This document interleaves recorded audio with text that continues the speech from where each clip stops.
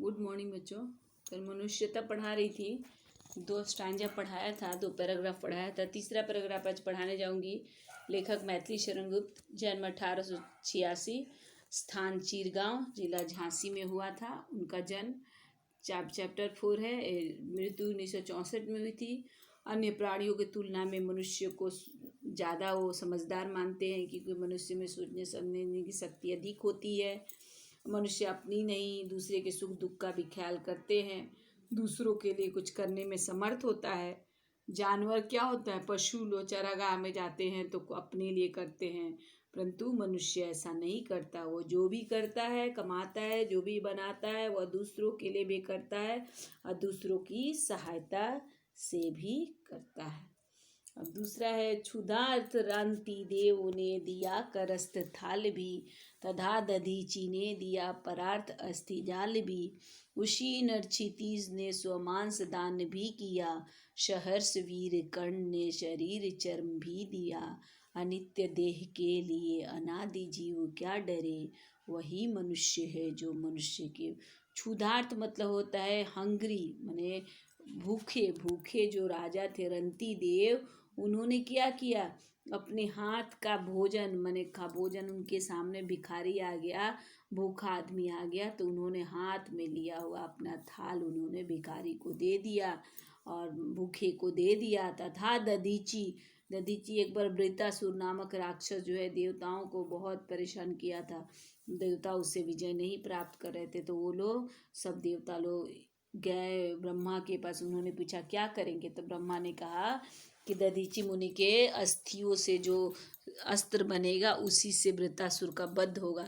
तो सारे देवता दधीची मुनि के पास गए और उनसे प्रार्थना किया, तो उन्होंने अपनी हड्डियों को त्याग दिया, उसी से जो है ना वृत्तासुर का वध हुआ। तो बोले दधीची ने दिया, दधीची ऋषि ने परार्थ दूसरे के लिए अस्थि जाल माने अपने हड्डियों का दान दे दिया।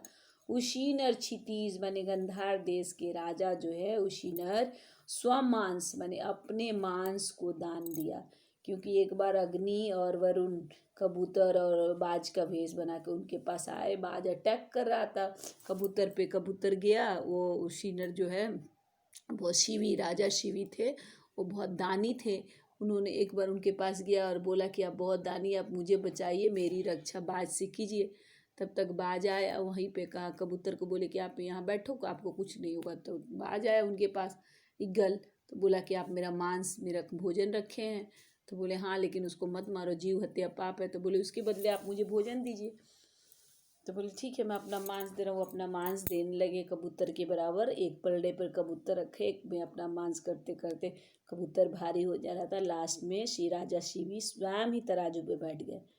तब गरुड़ और वो अपने वेश में आ गए राजा अग्निदेव, क्योंकि वो लोग उनका परीक्षा लेना चाह रहे थे। उसी नरक्षितिज, वही बोले गंधार देश के राजा शिवी ने अपने मांस को दान कर दिया। सहर्ष वीर कर्ण ने, जैसे कर्ण भी कवच कुंडल पहन के जन्म लिए थे, आप लोग जानते हैं।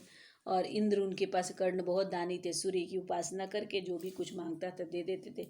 सूर्य की उपासना करके निकले तो वहीं इंद्र चले गए। इंद्र ने क्या किया, उनका कवच और कुंडल मांग लिया। तो उनके वो शरीर साथ ही था, क्योंकि कवच कुंडल पहन के जन्म लिए थे। तो उन्होंने क्या किया, सहर्ष माने खुश होके कर्ण ने अपने शरीर चर्म माने शरीर में था, वो अलग से तो नहीं था कवच कुंडल, शरीर चर्म अनित्य देह के लिए। अनित्य माने हमारा शरीर क्या है, हमेशा एक जैसा नहीं रहता है, अनित्य है, नश्वर है। तो इसके लिए अनादि जीव माने ये जीव है जिसका कभी भी अंत हो सकता है, क्या डरे। मैंने इस शरीर के लिए हम जैसे जीवों को नहीं डरना चाहिए। वही मनुष्य है, जो मनुष्य वही होता है जो मनुष्य के लिए मरता। कभी जैसे कहते हैं पौराणिक कथाएं ऐसे व्यक्तियों के उदाहरण, मैंने हमारे पौराणिक कथाएं व्यक्तियों के उदाहरणों से भरी पड़ी है, जिन्होंने अपना पूरा जीवन दूसरे के लिए त्याग दिया, जिस कारण उन्हें आज तक याद किया जाता है। भूख से परेशान होकर रंती देव ने अपने हाथ की आखिरी थाली मैंने भूख थी को किसी को दे दिया, और महर्षि दधीची ने अपने पूरे शरीर की हड्डियों को वज्र बनाने के लिए दान कर दिया था। वृत्तासुर का वध होना था वज्र बना के। उशीनर देश के राजा शिवी ने भी कबूतर की जान बचाने के लिए अपना पूरा मांस दान कर दिया, और वीर कर्ण ने अपनी खुशी से अपने शरीर का कवच दान कर दिया। कवि कहना चाहता है कि मनुष्य इस नश्वर अनित्य मतलब ये शरीर क्या है, नश्वर है, इसके लिए क्यों डरता है। मनुष्य वही कहलाता है जो मनुष्य के लिए मरता है। आगे, सहानुभूति चाहिए महाविभूति यही है, यही वशीकृता सदैव है बनी हुई स्वयं मही। विरुद्धवाद बुद्ध का दया प्रवाह में बहा, विनीत लोग वर्ग क्या न सामने झुका रहा। आहा वही उदार है परोपकार जो करे, वही मनुष्य है जो मनुष्य। बोले सहानुभूति चाहिए माने सिंपैथी चाहिए, महाविभूति माने बहुत बड़ा धन यही है। किसी के प्रति अब दया की भावना रखते हैं, यही सबसे बड़ा धन है। वशीकृता सदैव बनी हुई स्वयं मई माने भगवान भी उस आदमी के, उस लोग के वश में है जो लोग दयालु होते हैं, दूसरे पे कृपा करते हैं, उनके वश में भगवान भी रहते हैं, उनकी सब चीज़ें भगवान भी मानते हैं। विरुद्धवाद बुद्ध का दया प्रभाव बड़ा बने। बुद्ध कैसे थे, बुद्ध के लोग सब विरुद्ध में थे, सब लोग उनका विरोध कर रहे थे, लेकिन दयालु होते, दयालु बुद्ध के सामने कोई कुछ नहीं बोलने सका। विरुद्धवाद बुद्ध का दया प्रवाह में विनीत लोक वर्ग, इसीलिए सारे संसार के लोग जो हैं नम्र होके उसके सामने, उनके सामने झुक गए। पहले तो उन्होंने बुद्ध का विरोध किया, लेकिन उनकी दयालुता देखकर सारे संसार के लोग उनके सामने झुक गए। आहा वही उदार है।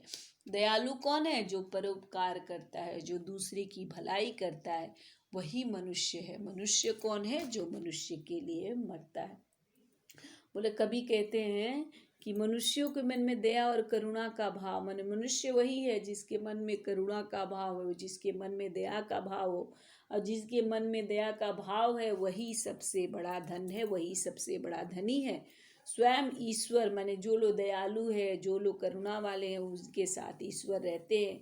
इसका सबसे बड़ा उदाहरण, मैं सबसे बड़ा उदाहरण लेखक कवि ने महात्मा बुद्ध का दिया है कि जिनसे लोगों का दुख नहीं देखा गया, लोक कल्याण के लिए माने वो विरुद्ध चले गए, लोगों को कल्याण के लिए वो दुनिया के विरुद्ध चले गए। लोग दुनिया के नियम जो बने थे उसके विरुद्ध चले गए कि लोक का कल्याण होना चाहिए, अहिंसावादी हो गए, अहिंसा परमो धर्म है ना, बुद्धम अहिंसा परमो धर्म।